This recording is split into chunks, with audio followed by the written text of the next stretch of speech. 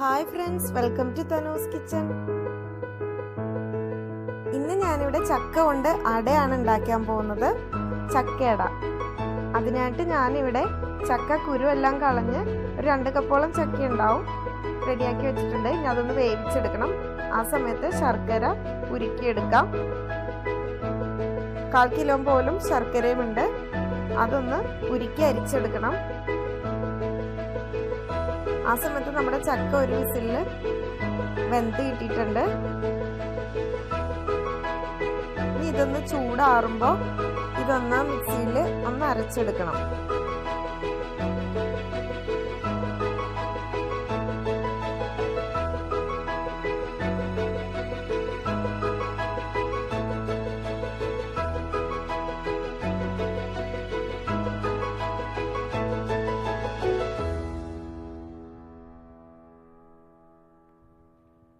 വേവിക്കാതെ വേണമെങ്കിൽ അരച്ചെടുക്കാം, പക്ഷെ അതിൽ ആ പച്ച ചൊവ ഉണ്ടാവും. അതുകൊണ്ടാണ് ഞാനിവിടെ വേവിച്ചിട്ട് ഇപ്പം അരച്ചെടുത്തിട്ടുണ്ട്. ഇനി ഇതിലേക്ക് ഏലക്കായും നല്ല ജീരകവും പൊടിച്ചതാണിത്, ഒരു 1.5 ടീസ്പൂണോളം. അതും കൂടി ചേർത്ത് നമ്മുടെ ശർക്കര ഉരുക്കിയത് അരിച്ചൊഴിക്കണം.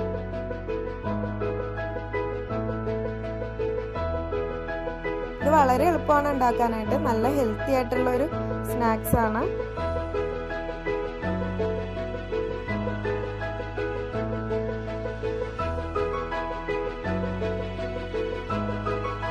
ഇതിലേക്ക് ഞാനിവിടെ ഗോതമ്പ് പൊടിയാണ് ചേർത്തിരിക്കുന്നത്.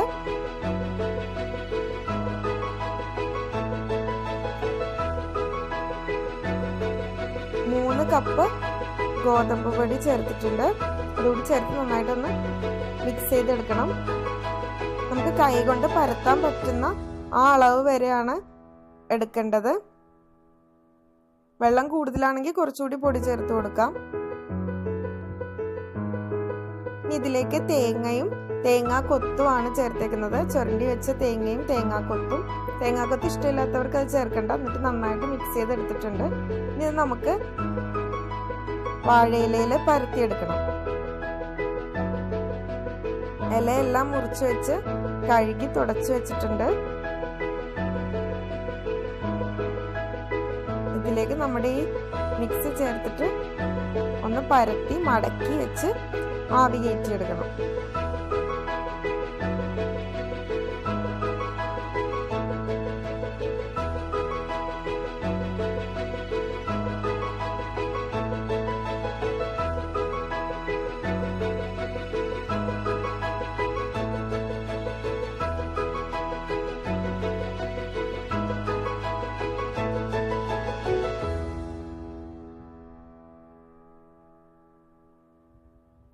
എല്ലാ അടകളും ഇതുപോലെ മടക്കിയെടുക്കാം.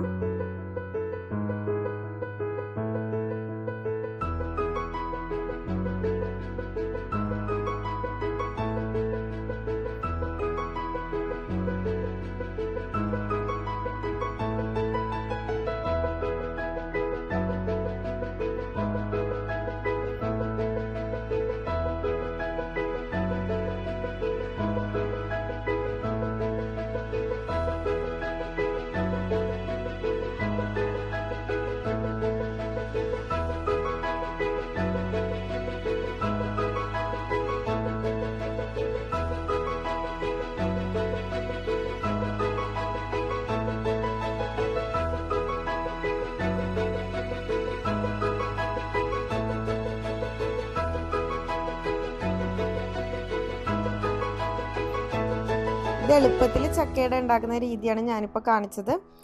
ഇനി ചക്ക വരട്ടിയിട്ടും ഉണ്ടാക്കാം. അത് വീണ്ടും വേറൊരിക്കൽ ഞാൻ കാണിക്കാം.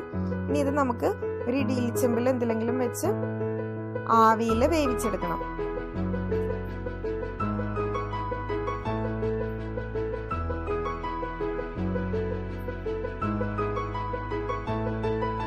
ഒരു 20 മിനിറ്റ് മുതൽ ഒരു അരമണിക്കൂർ വരെ ഇതൊരു മീഡിയം ഫ്ലെയിമിൽ ഇതൊന്ന് വെന്ത് കിട്ടണം.